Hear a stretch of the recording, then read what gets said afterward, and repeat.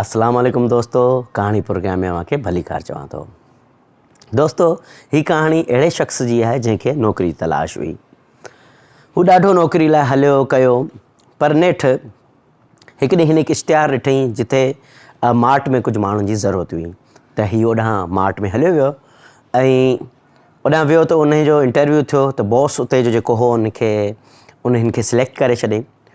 त हुन चई त बॉस चई हुनखे त असां तव्हांखे अव्हांजी ईमेल ID ते हिकु कोड मोकिलंदासीं, उन कोड में तव्हां फॉर्म हूंदो, उहो फॉर्म फिल करे असांखे वापसि मोकिलंदा त तव्हां जॉइनिंग करे सघो था। तॾहिं उन शख़्स चई त मूं वटि ईमेल ID कोन्हे। त चई त तव्हां वटि ईमेल ID कोन्हे? चई जी मूं वटि ईमेल ID न आहे। त चई त सॉरी, पोइ त असीं तव्हांखे जेको आहे जॉब नथा ॾेई सघूं ऐं तव्हांजो जेको आहे फर्दर जेका बि हूंदो शइ हूंदी उन खे अप्लाई नथा करे सघो तव्हां। त इहो ॿुधी हू ॾाढो डिसअपॉइंट थियो ऐं हू वापसि उन मार्ट मां निकिरी वियो ऐं हुनजे खीसे में बसि बचिया ई रुॻो $10 हुआ। $10 हुन वटि बचिया हुआ ऐं सोचईं त हाणे इन जो आउं छा करियां ऐं मूं वटि हाणे ॿियो कुझु बि कोन्हे। हुन $10 जा जेके टमाटा वरिता, टमाटा वठी करे हू जॾहिं वियो पिए तॾहिं सोची त छो न इहा टमाटा आउं सेल करे ॾिसां।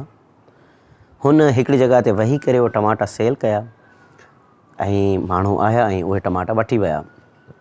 त उहो $10 मां उहे थिया $20 थी पिया। $20 खां पोइ हुन वरी छा कयईं, ॿियो ॾींहुं आहे त उन $20 जा हुन टमाटा वठी छॾिया। ईअं ई कंदो वियो त इनकम जेको आहे डबल थींदी वई। नेठि हू वॾो कारोबार खोलण में कामयाबु थी वियो। वॾो कारोबार त खोले छॾियईं, पोइ हुन छा कयईं त चई त यार हाणे कारोबार त वॾो थी वियो आहे, माण्हू बि थी विया आहिनि मूं वटि, हाणे छो न आउं पंहिंजे कारोबार जी इंश्योरेंस कराए छॾियां।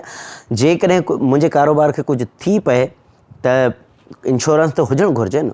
हू इंश्योरेंस वारनि खे घुराईंदो आहे, इंश्योरेंस वारो ईंदो आहे त हुनखे चवंदो आहे सर फॉर्म फिल करियो, फॉर्म वॉर्म फिल करे छॾींदो आहे, सभु कुझु कंदो आहे।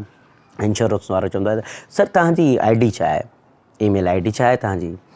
त हू खिली करे चवंदो आहे जेकॾहिं मुंहिंजी ID हुजे हा न त आउं हिते न हुजां हा।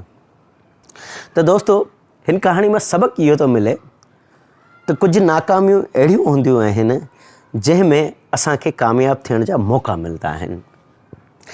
हर नाकामी जेको आहे को न को फ़ाइदो ज़रूरु ॾेखारींदी आहे, पर कुझु नाकामियूं अहिड़ियूं हूंदियूं आहिनि जेको सबक़ु लाज़मी ॾींदियूं आहिनि। त असां पंहिंजी नाकामी मां सबक़ु वठूं, सबक़ु पिरायूं।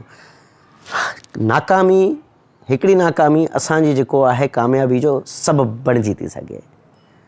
उमेदु आहे त दोस्तो अव्हांखे कहाणी पसंदि आई हूंदी। जेकॾहिं तव्हांखे असांजी कहाणी पसंदि आई आहे त असांजे चैनल खे लाइक करियो, सब्सक्राइब करियो ऐं कमेंट करियो। Thank U.